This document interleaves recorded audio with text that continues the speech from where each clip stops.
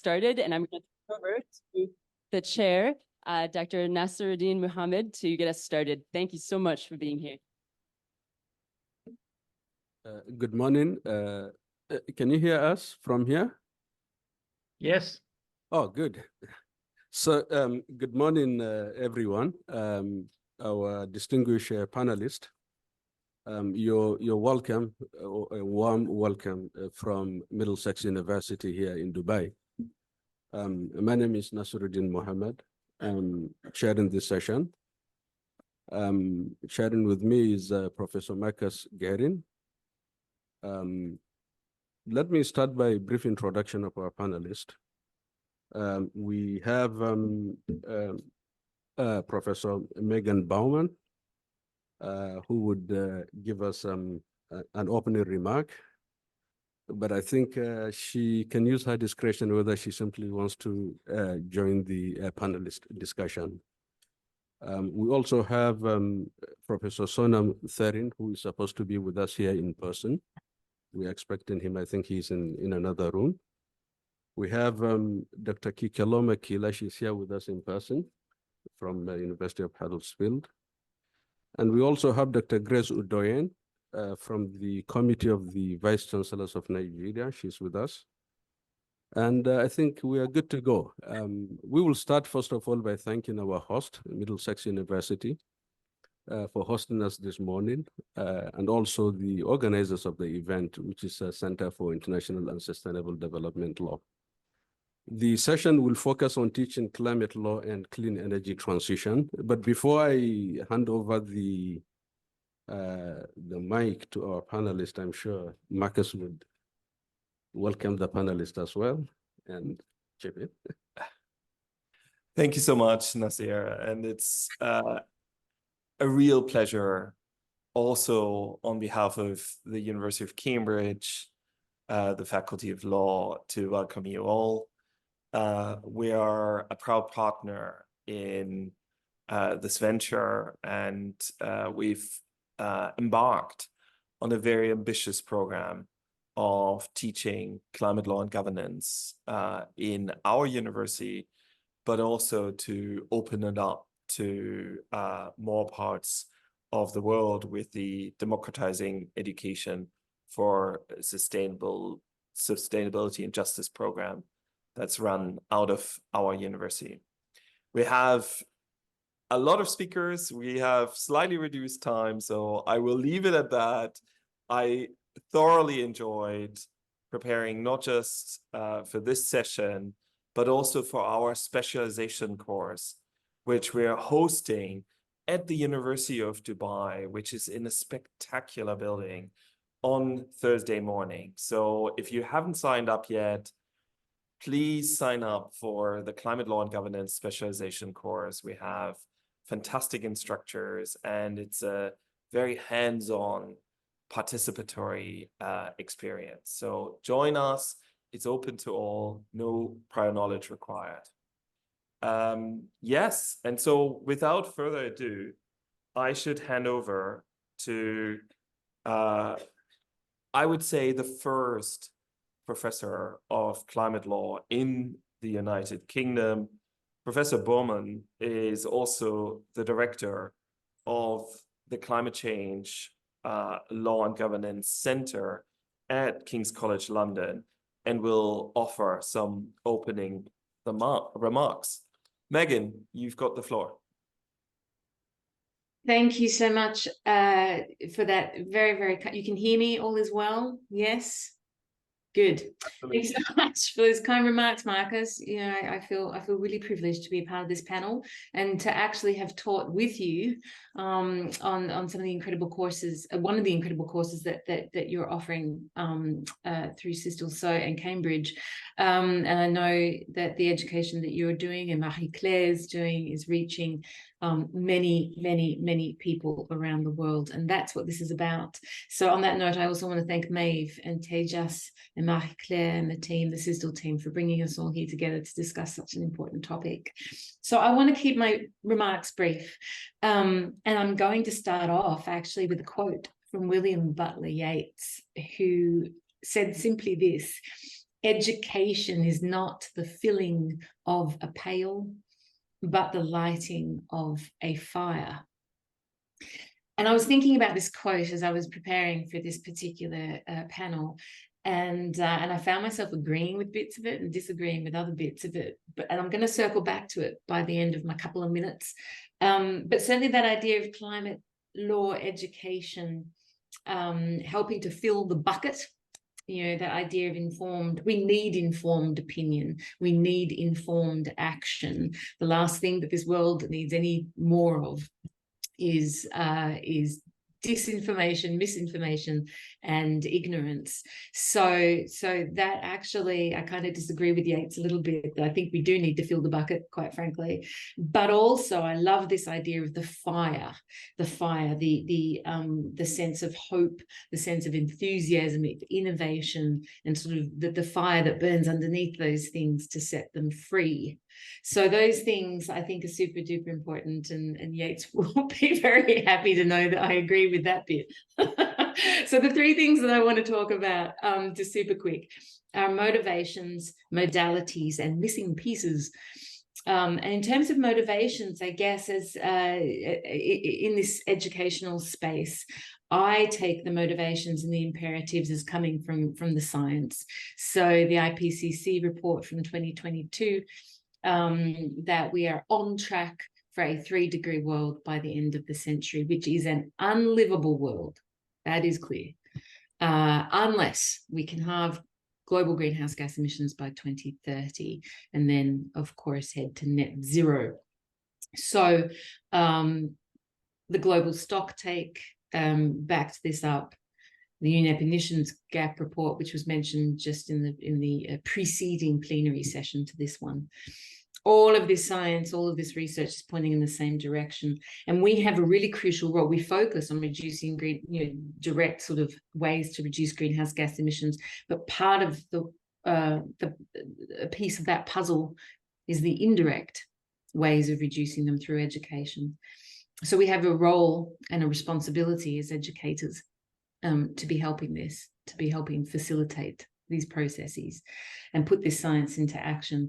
And it's this notion of responsibility and reciprocity that Robin Wall-Kimmerer, the Indigenous botanist author, phrases so beautifully and so powerfully that we are a part of. We are a part of this democracy of species, and we have a role to educate ourselves and others about how to put into action what we know we need to do. The second thing in terms of modalities of this kind of education, well, I think, frankly, we're only limited by our imaginations here. The way that we're seeing it, I know we'll hear more from our panelists very shortly, is inculcating climate change into discrete modules at undergraduate, postgraduate, executive education levels. Then we've got large sort of modules, online delivery, and of course individual supervisions through PhDs and so forth. And I'm sure there's way more than what I've just mentioned. One of the things that we've started doing at my university at King's College London in the law school is actually integrating climate change into traditionally non-green subjects. So not just environmental law or even explicitly labeled climate law modules, but also commercial law, company law, corporate governance, tort law. Where does climate change fit into these subjects? And of course, climate change and the law and governance thereof touches on all aspects. So really we need to see climate change, I would say, integrated throughout curricula, certainly legal curricula, law curricula, but across whole colleges. And I know that King's College London is endeavouring to do just this. It is a massive task. There's no sort of understating how huge the task is, as well as important. But as I say, climate change touches on all aspects of law and governance. So this is our job now. And then the third thing I want to cover are the missing pieces. And personally, I tend to see law as aspirational. I see it not just something that is, but something that could be, something that is in the making of every day. And what can be constructed can be deconstructed and reconstructed.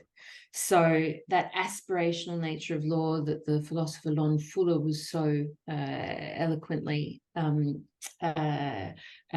expressing to us all those decades ago, and that constructivist approach, I think, is something that empowers us. If we can imagine that we're not just studying something that is and that was and that will never change, but then in fact we are changing it. We change it every time we reinterpret it, every time we look at it, every time that we talk about it, you know, and then to do that intentionally, conscientiously, then this is empowering. This is empowering not only for the educators, but for the people who are in the room with them. And on that note, I want to return to the Yeats quote as I wrap up and finalize here.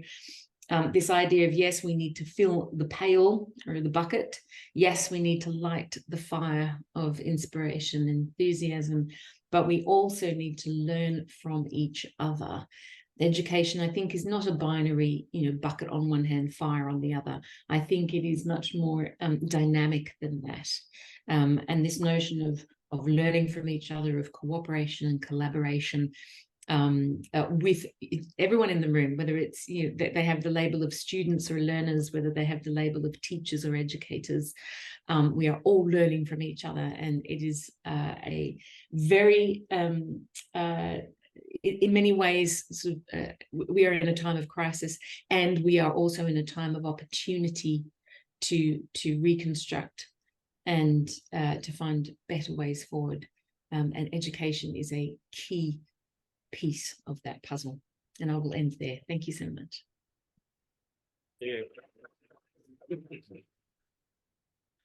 Well, thank you very much, Professor Bowman, for this incisive opening remark.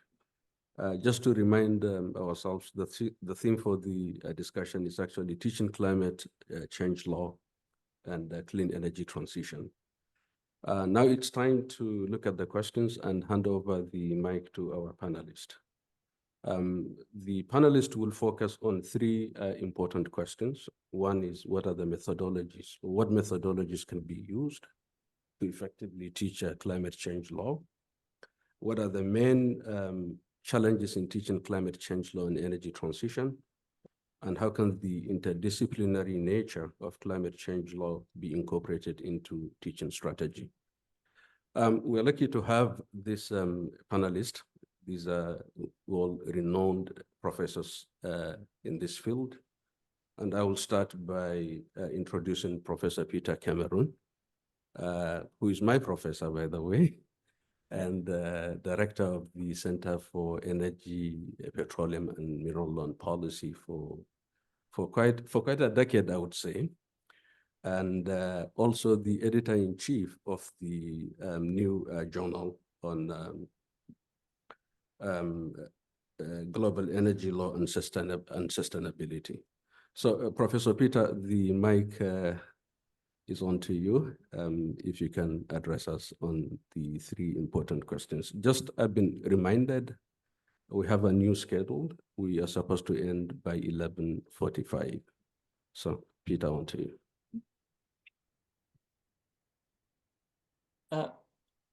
Thank you, Nazir. I think my connection might be a little bit unstable. I hope you're going to be able to hear what I have to say. We can hear you clearly. Is it, Prof, all right? Good, good. Excellent. Thank you, Markus. That thumbs up is always a good sign to make. So I think my approach to these matters is a little bit different from that of Megan, because I'm coming at it really more from the side of energy law, and we focus very much on energy transition to a cleaner forms of energy in my center. And I wonder, Nazir, do you want me to go through each one of these questions, or start with one? What would you like? I think you're free to start with the first, or you can take all the three together in view of the time constraint. Okay, well, let me kick off then with the first one, which is really about methodologies. And I think the a key word in that question there, Nasir, is effective. What works, because it does seem to me that with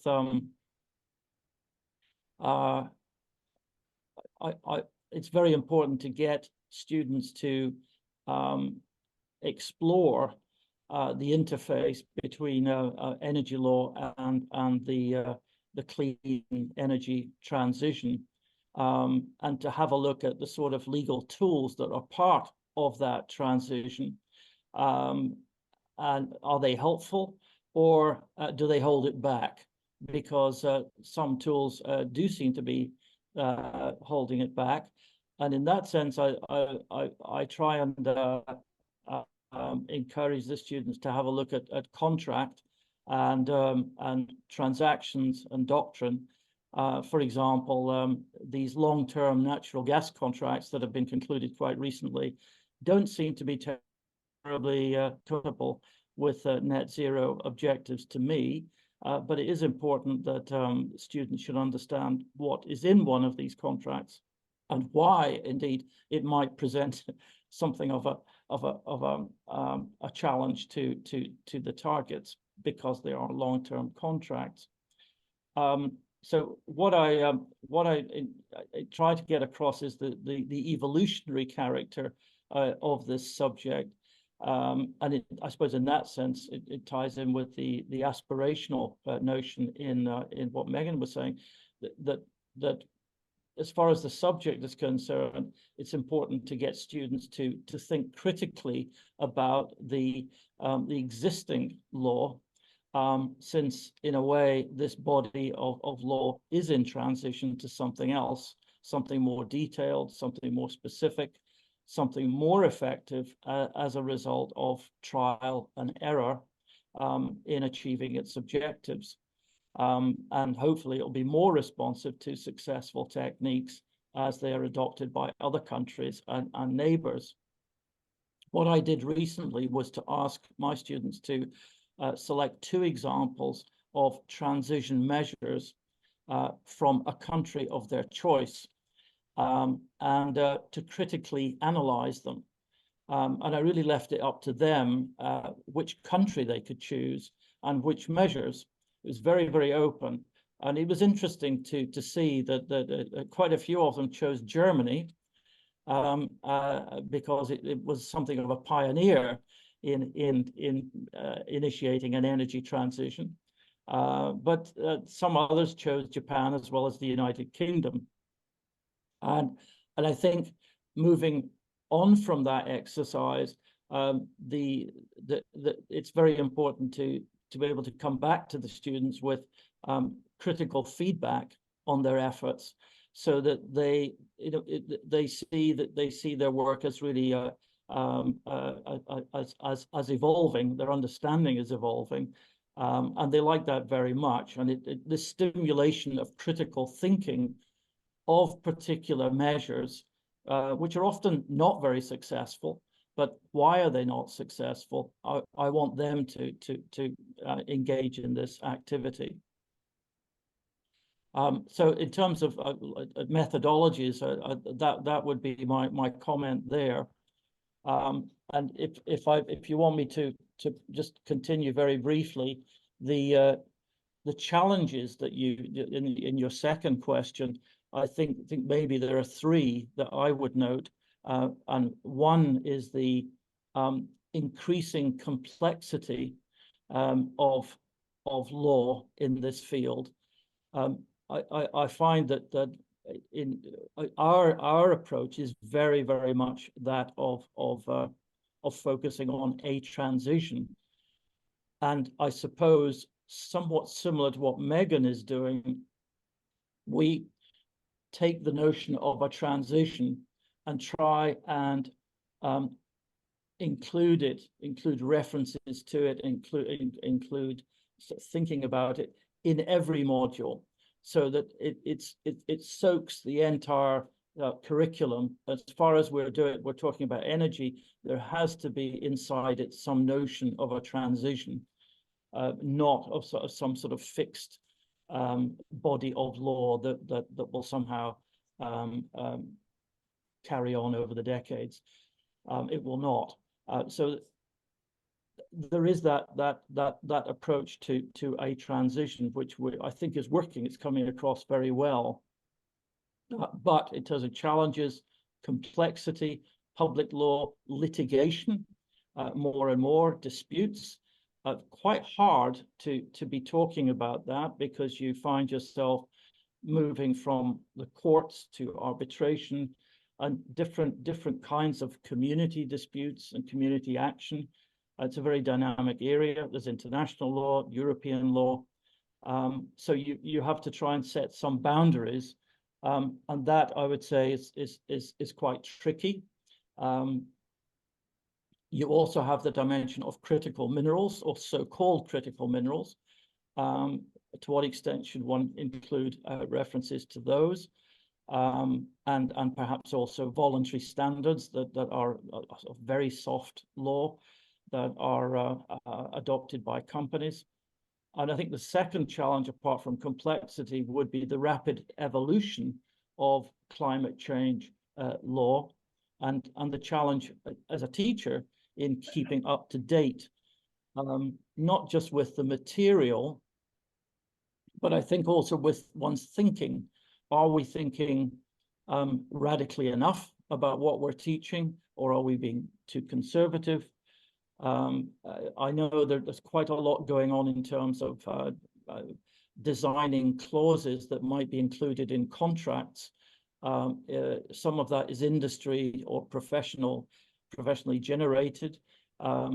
With that, I think what one tends to have to emphasize to students, look, these are model clauses. They may be included, they may not be. But if they are, that's fine. But does anything happen as a result of these clauses?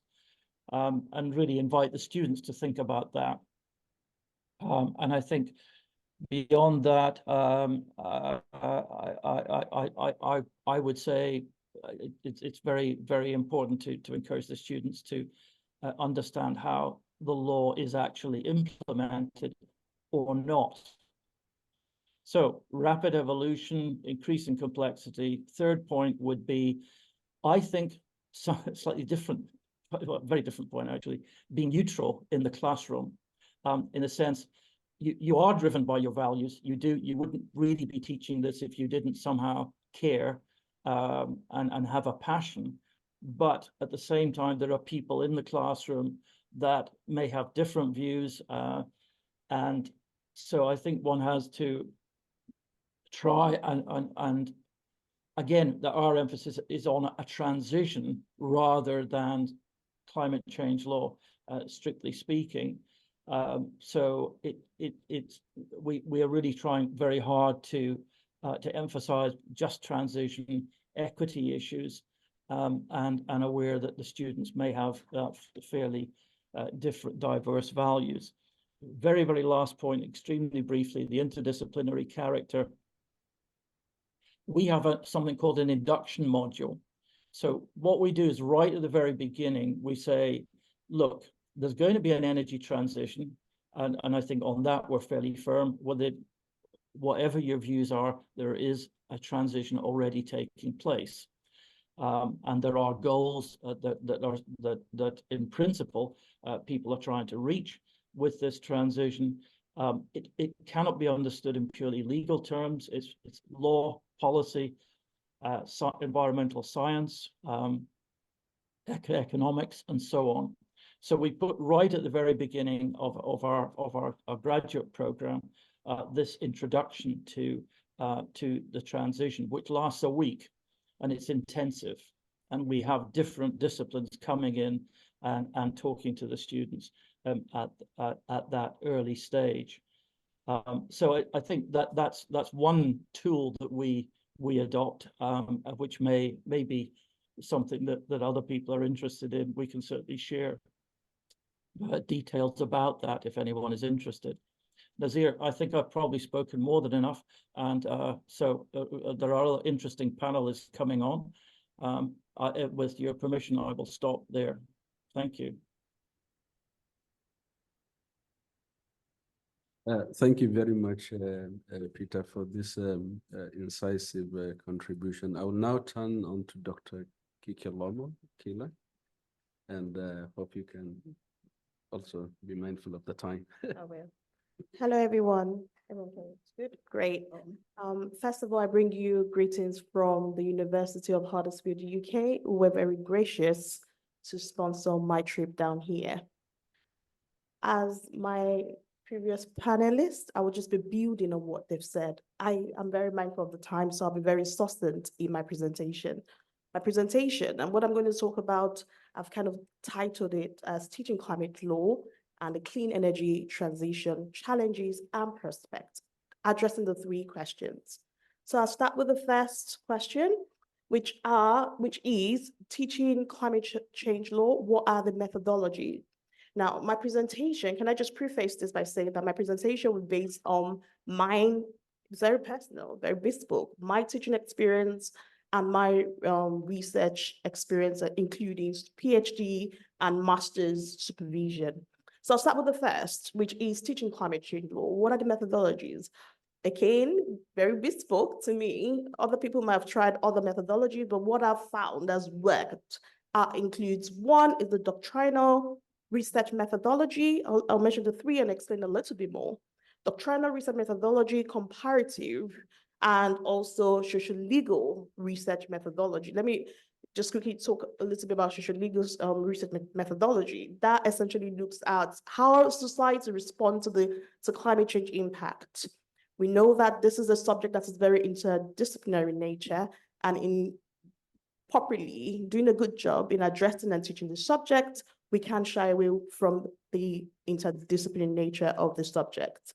So let me do with doctrinal research methodology, because for the sake of students in here, we're looking at all the various secondary and primary sources. You're looking at your sources at international level. So what are the legal framework at international level, regional level, and also at national level? And also in looking at secondary sources, you're also looking at your journals in essentially doing this research. Comparative research methodology, very similar to what I said, looking at various jurisdictions, looking at the climate, legal frameworks in all those various jurisdictions, critically doing a critical analysis of these frameworks and essentially deciphering or coming up with your own innovative concepts that you feel will work for the country you're essentially looking at, okay? So let's go on to the second question. The second question is teaching climate change law. What are the challenges? This part is essentially been building on what the other two speakers have said, especially with actually both of them. So number one is engaging in critical analysis, leading to original and innovative legal and regulatory solutions.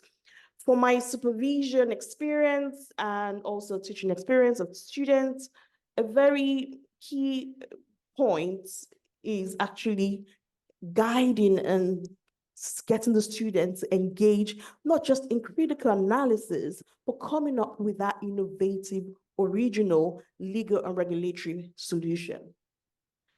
Also, secondly, is research-led teaching, which, as I said, building on what the two professors have said, especially the second one, is actually keeping up to date with the recent developments. Every day you have to, as an academic teaching in this area or an expert teaching in this area, we have to essentially, and also students, be up to date as to what is happening, because a new law can essentially impact or change your analysis in your work. Just like lawyers, we have to essentially be up to date to what is happening in the field. And lastly, the interdisciplinary nature of this subject area of the field. It's why this is important. Do we have any PhD students in the room? Anyone? No? Masters? No? Okay. The reason why, masters, great. The reason why this is important is because, again, my experience is when I take on students to start their supervision, their research supervision, and start supervising them, sometimes you run into the problem of ending up with a non-legal thesis because you're looking more of the science bit and you're not looking at the legal bit. So when you look at climate change law, because of the interdisciplinary, which I will talk about in the next question, as students, when you're engaging in the subject area, you have to be careful to essentially build your analysis from the legal lenses and not the science lenses. So that could be a challenge when teaching it and supervising students' thesis as well. And finally, the last question is teaching climate change law, how do you incorporation of interdisciplinary nature of the subject into, so how do I incorporate, or how can we incorporate the interdisciplinary nature of the subject into our teaching strategy? Number one, that I've identified, and I'll just 2 things to speak about here. Number one is incorporating interdisciplinary topics into the module content. That is actually both Professor Bowman and Professor Cameron have actually touched on this, but in terms of the module itself, so for example, I teach climate change law at the University of Huddersfield for master's level.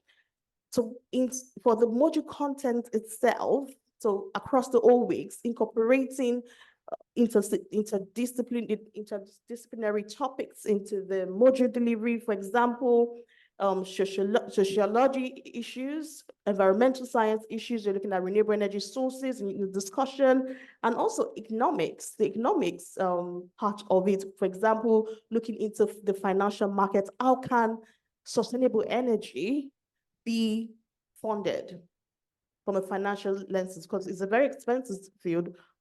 Solar panels, wind, like how can we, what innovative financial tools can be incorporated within a legal, remember we're still dealing with a legal framework to adequately deal with the climate change mitigation and adaptation problem. So here you'll be looking at things like green bonds, so green capitalism, I have a publication on that, green bonds, then respect to climate change, climate bonds as well. Feel free to read on this in your own time. And the final point I identified here as well that could help to incorporate the interdisciplinary nature of the subject into teaching is organizing visits to renewable energy sites. I did this during my master's. My master's in Aberdeen was on oil and gas. We had visits to, yes, to oil plants, essentially.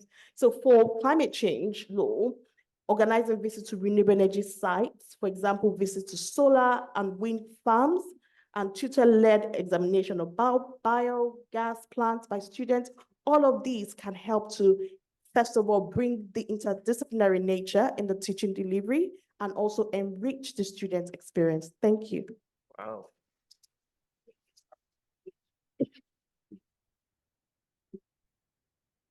Thank you very much, Dr. Kikelomo, and I will now call on Dr. Grace Udoyen from Committee of the Vice-Chancellors of Nigerian Universities.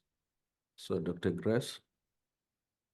Thank you very much, and I bring greetings from the Committee of Vice-Chancellors of Nigerian University.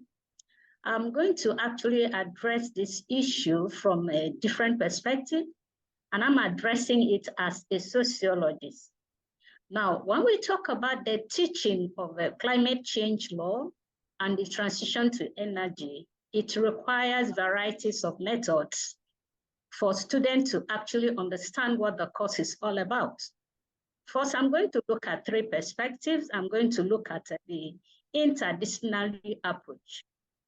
Remember that when you talk about climate change, when I talk about the interdisciplinary method of teaching climate change, I'm actually trying to see how I can bring combinations of faculty members, bringing people from the social sciences, people from the science, and people from humanities together to actually understand the basic concept that is involved in climate change law and transition. So this is one of the best methods I, as a sociology and what as a research fellow, which we had practiced and it worked here in our own context.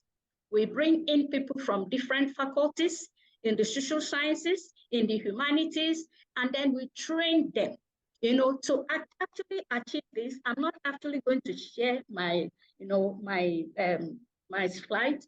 To achieve this, we have to get guest speakers from different angles to speak on issues of climate change law and transition, without which the students cannot actually understand. Because when you talk about the issue of climate change law, it is a new concept entirely in the perspective of Nigeria. And so for students to actually understand what climate change law is, we have to have a kind of training for lecturers, for faculty members who are not even in climate change. Actually, in Nigeria, we have law, we have people that specialize in the law faculty who are reading climate laws. But then the implementation is difficult because here in Nigeria, people don't see climate change as an issue. Meanwhile, climate change is an issue. So what I propose, we should look at the interdisciplinary approach in teaching climate change. Another aspect is we need to look at the technological integration. Technological integration in teaching of climate change. Now, for us to achieve this, we have to actually educate the students using what I call online resource materials in teaching students. So these online resource materials are new to students who are not in climate change. So the use of technology integration will be very vital in teaching climate change. Then I also look at the project-based methods of teaching climate change. We should encourage students to conduct a kind of intersectionality research that has to do with climate change and the course in question. For instance, if a student is in the humanities, maybe he's studying communication, we have to encourage students to develop proposals that intersect with climate change law and the courses they are doing in the communication. Then looking at question number 2, we look at what are the main challenges, in teaching climate change.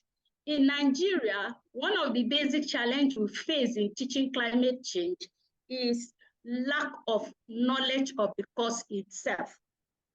Many faculty members are not, they are not aware of the concept. In fact, they don't even know what climate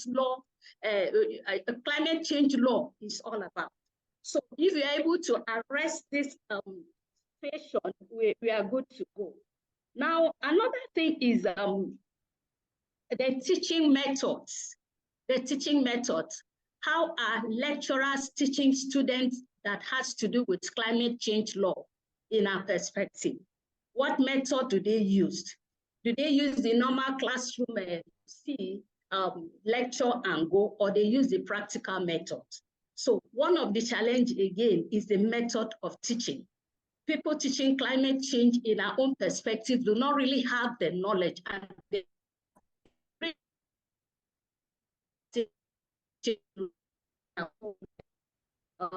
universities. The question is, how can the interdisciplinary nature of climate change law be incorporated into teaching? One, climate change law, by its nature, cuts across multi-facet departments. It encompasses not only environment law, but it also has to do with human rights, intellectual property, trade law, energy law, and even criminal law.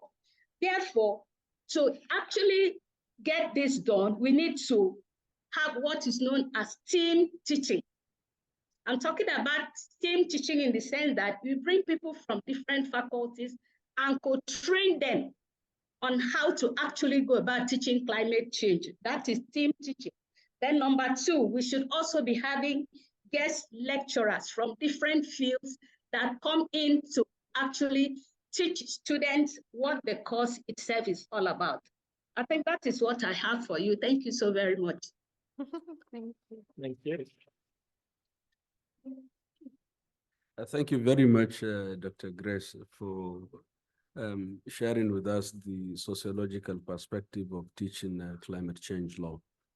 And you'll all agree with me, it's all part of the interdisciplinary nature, and also giving us the Nigerian perspective or African perspective. I will now hand over the mic to Dr. Markus. He is here with us. Thank you very much, Nazir. I will keep my remarks very short in the interest of time.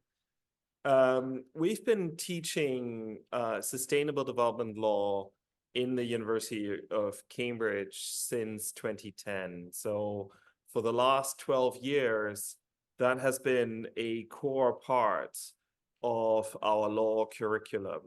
And of course, within the broader field of sustainable development, climate change occupies a key component. And I would argue that teaching climate in the energy transition is really, really well done if you take the Sustainable Development Goals seriously, if you take them into account in your teaching.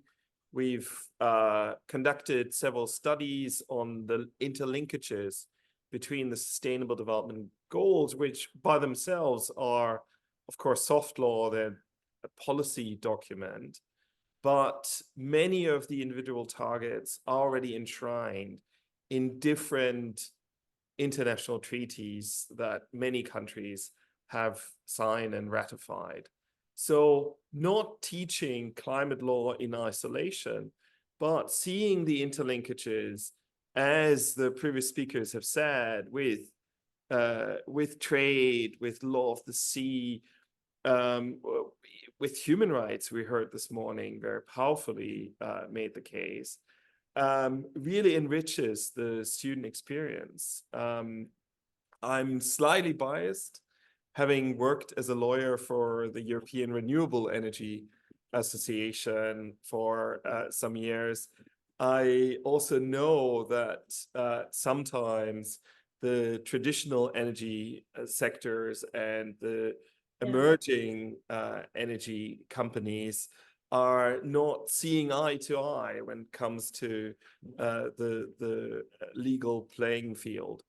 On the other hand, I think recasting the study of the legal elements that we need in order to have a just transition, have a sustainable transition, not a transition which by the next turn of the government, the next election, will be completely overturned and then everyone starts from zero again, requires different fields of law, different areas of law to interact, to come together.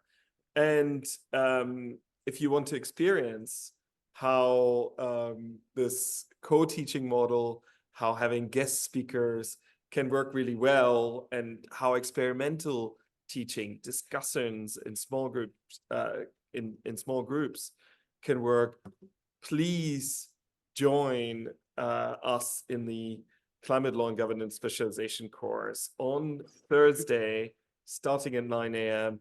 at the wonderful University of Dubai College of Law, which looks like a Nautilus shell, right? It's one of the most beautiful buildings you can imagine. And yeah, that's an opportunity for a very hands-on experience in this space. Our final speaker, if I may introduce, Professor Janusz Pawleta. Barbara is the Vice Rector for International Affairs at the Kazakh-German University in Almaty. She has been a trailblazer in that very crucial, very resource-rich country that is Kazakhstan, in the field of environment, sustainable development, and climate change, and can maybe offer some very short closing remarks because we want to answer some of your questions following. So, Barbara, Professor Janusz Pawleta, you've got. Sorry to interrupt. I just want to make sure everyone's aware that we have 10 minutes left in the session. Yeah. Thank you so much, Markus. Thank you, everyone, for the invitation. And just indeed very brief, I mean, having heard about this great international experience, so we just want to learn more from each other, as it was also said. My main conclusion would be, we spoke about the empowering of people, right? We speak about that what we do along the international agenda, the political, legal agenda, is about to empower people. That's empowering the young students, but also even us. I was thrilled to hear how important you stress it is that we as teachers and lecturers are also keep going and developing, right? And one more thing which came to my mind out of the topic is about energy transition, but it's basically also about human transition, that we all have to transit to another, probably another status where we are in our teaching, in our methodologies, in our research, in our approach of this topic. And I also found it so important and challenging. You spoke about the complexity of teaching law, because the law became so complex. And you spoke about even getting more diverse beyond the energy or let's say water or human rights, all of these aspects of law. But again, we spoke about environmental sciences, economics, social sciences, where the teachers should engage with the students. And I was very much thankful to Grace to give me a little bit of hint.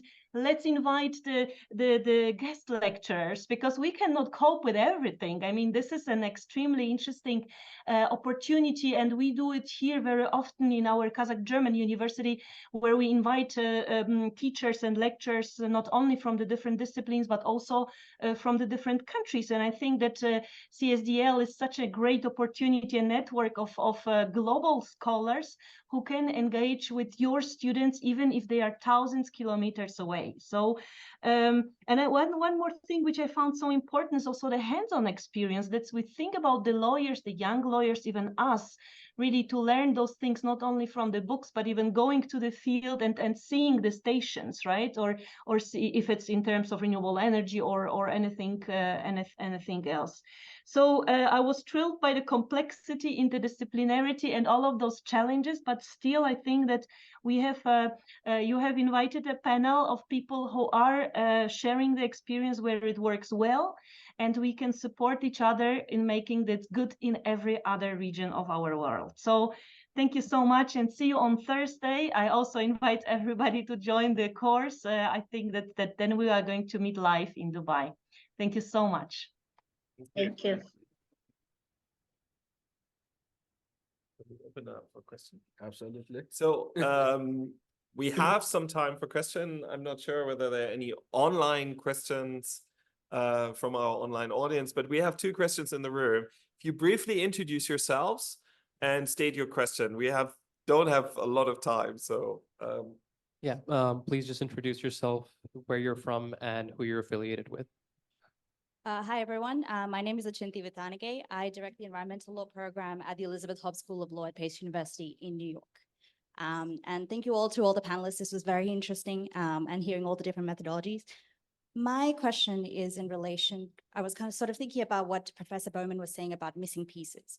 And it then kind of tied in with what Professor Janus Pauletta said about experiential methodologies. And I was curious as to how each of you, in how you do your classes, do you bring in ways that students can apply how to identify issues of energy justice or issues of climate injustice in contractual provisions that you are coming up with, or in terms of when you are outside the advocation space, how are you engaging with stakeholders and being mindful of those things? And then the second issue that I was thinking that might be missing is a concept that has been kind of growing across a lot of bar associations around the country, and that is climate conscious lawyering. And how are you inviting your students to take that lens and go out into the world with a conscious mindset of looking at everything, whether they're working in property law or torts or even environmental law, that they're thinking with a climate conscious lens? Thank you. Thank you. And shall we collect more questions to have space for just this round? Thank you. Mario Stokas from the CISDL. I'm the trade program coordinator and a researcher at the Geneva Graduate Institute. So my question, I think, a little bit to everyone, on the panel as an aspiring academic is how do you build up a syllabus on climate law?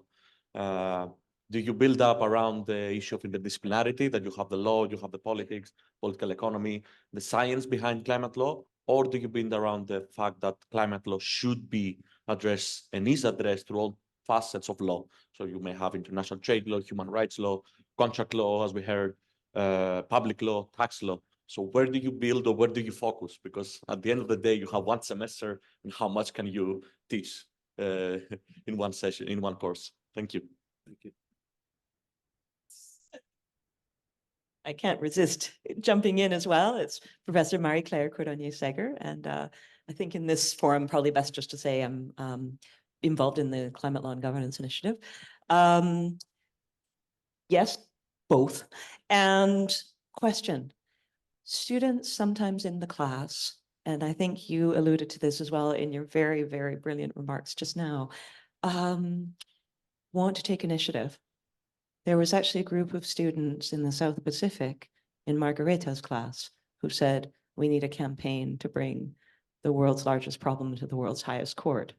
And we're all watching as they make their case together with brilliant lawyers, colleagues of ours, professors across the world in the ICJ now. My students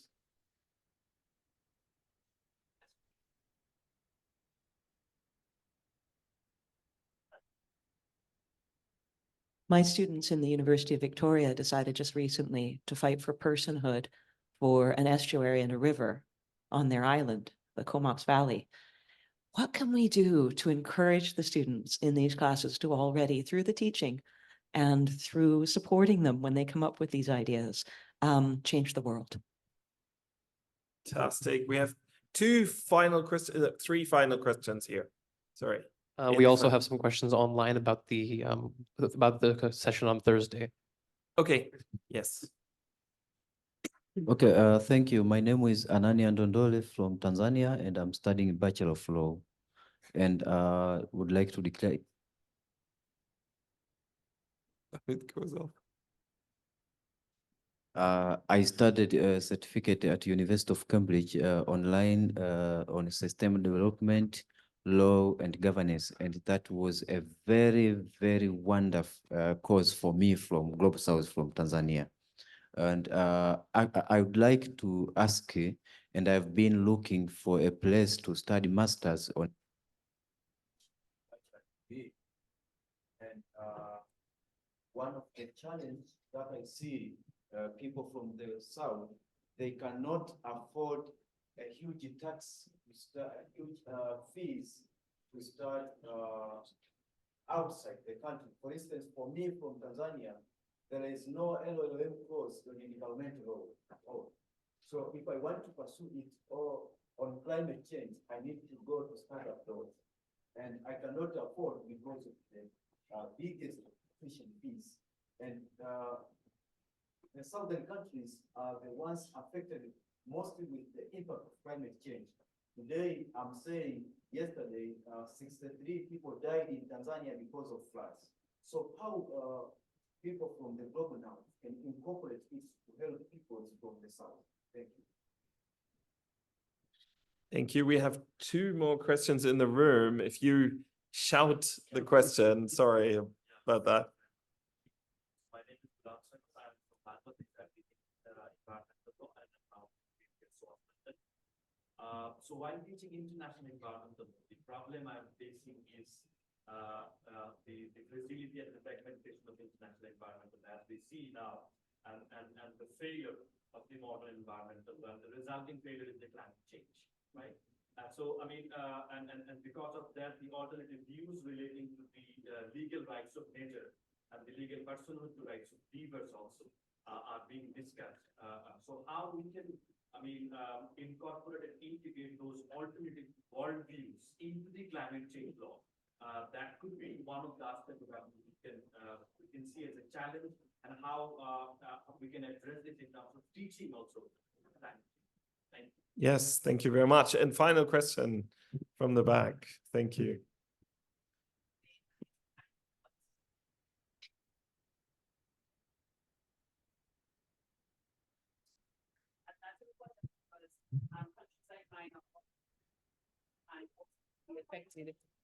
heavily affected by climate change and all of these environmental shocks. So for context, my country in 2015 was devastated by a tropical storm, which is really at the beginning of the tropical cyclone scale. And then in 2017, it was devastated by Hurricane Maria, which cost us almost 300% of our GDP.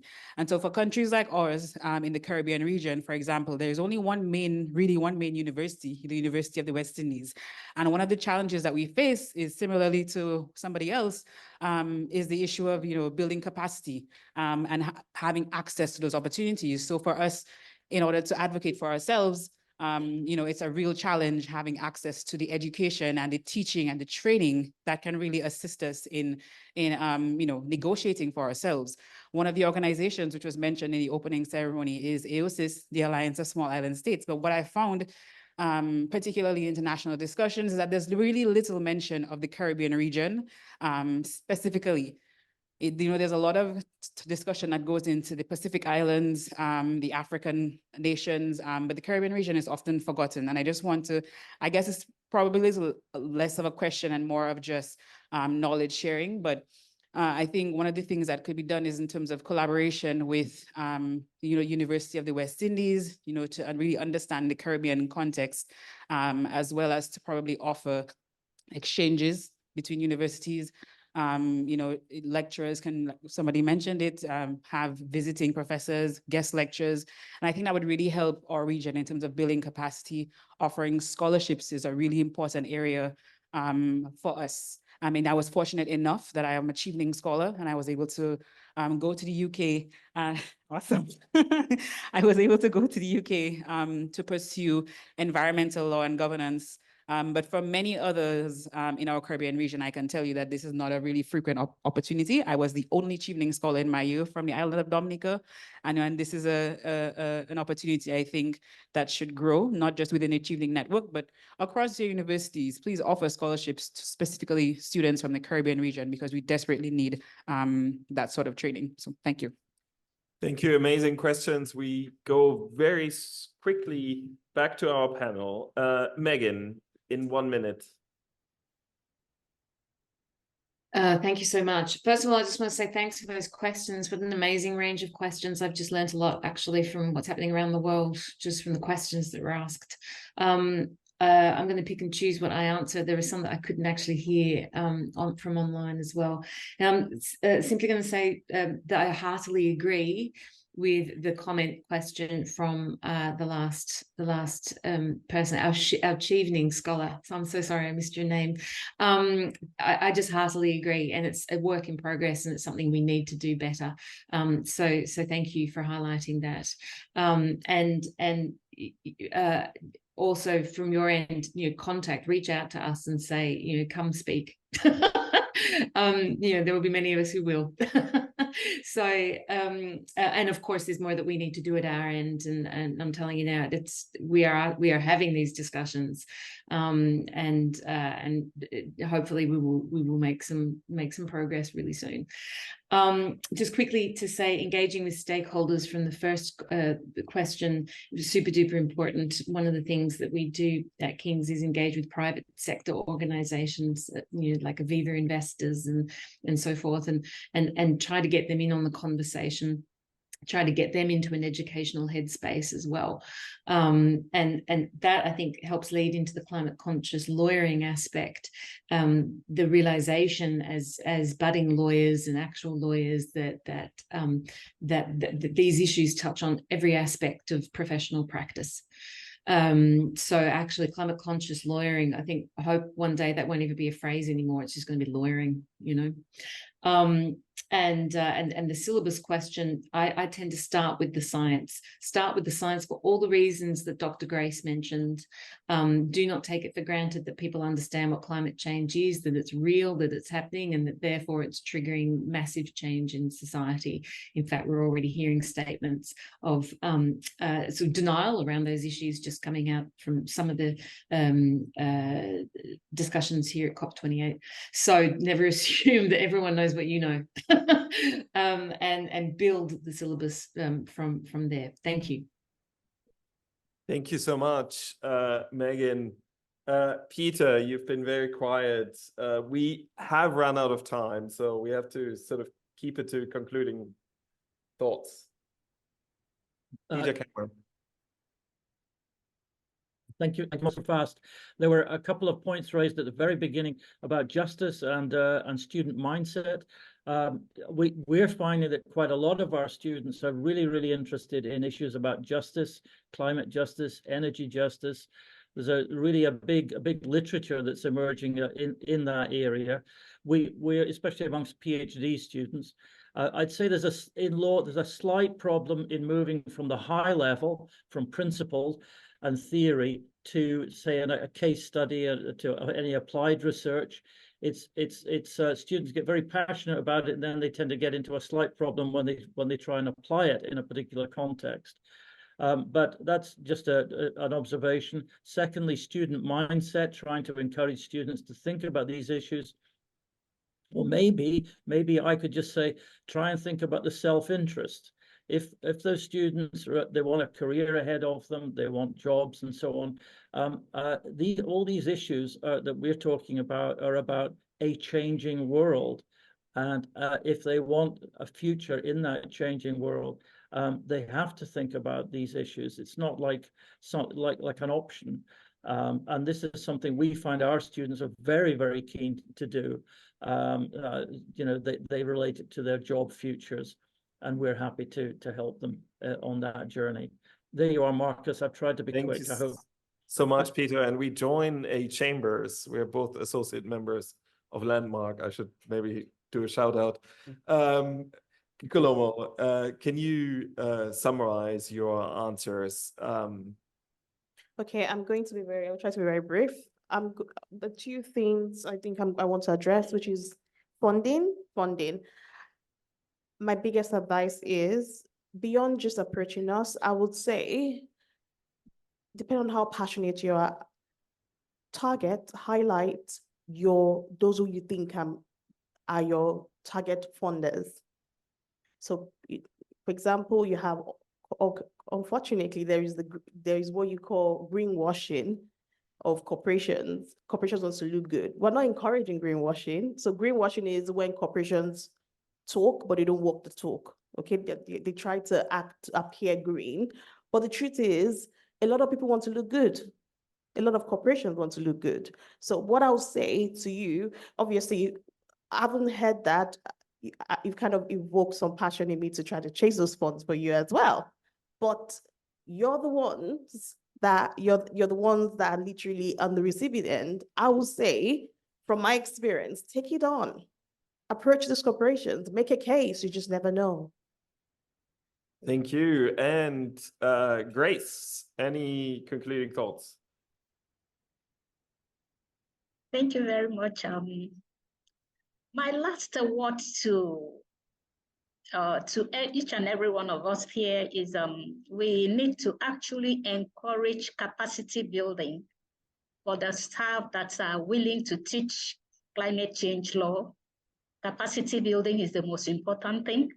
If we don't give these people the capacity, there's no way we can impact climate change law. Thank you very much. Thank you. And Barbara, last thought. Not really much to add, just to really think to increase in our syllabuses the guest lectures from different disciplines. I see it in our students how critical important is the pre-knowledge from the different disciplines. Economics, I think it's extremely important, and when you go into the resources like energy, understanding of energy, or in the climate adaptation of a water management or biodiversity and all of that, it does not necessarily has to be in one syllabus because it was like a very proper question. But that could be a pre-knowledge or the pre-courses, as mentioned, I think, by Professor Peter, and or at least the pre-knowledge would be required as a pre-course for this, which can be borrowed from any other faculty in the university, I believe. Thank you so much. And finally, the host of our session, Nazir, your final thoughts.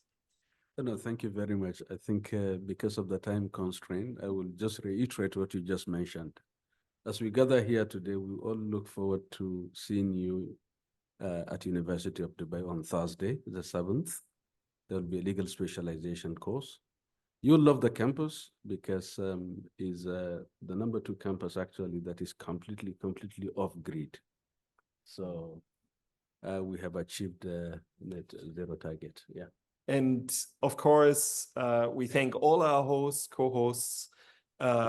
Take a look at all our employers' offerings, not just focus on a few universities. I think you will find amazing opportunities. Thank you very much for everyone participating in this session.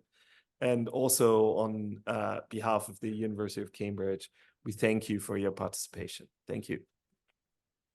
Thank you. Bye. Thank you. Thank you. Thank you everyone for attending. Please note that there are 4 more sessions going on right now. You can find them on the itinerary and you can ask volunteers for where they are located exactly. So please do attend the other ones. Thank you.